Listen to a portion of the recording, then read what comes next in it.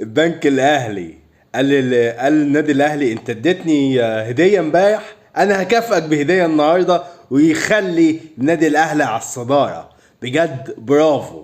ويخلي بالكوا لعيبه مين اللي عمل كده؟ لعيبه الزمالك السابقين. 4 اهداف عن طريق الزمالك. الجون الاول كابتن محمد ابراهيم لاعب الزمالك السابق. الجون الثاني اسامه فيصل. الجون الثالث كان مين؟ مدبولي.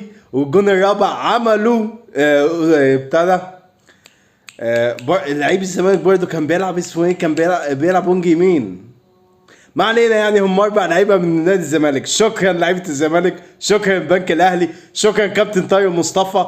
ونخلي بالنا مهم قوي 3 مباريات اللي جايين ان شاء الله. الاهلي هيستمر على الصداره، مش هينزل ابدا. نقول مبروك للدوري بمشيئه الله.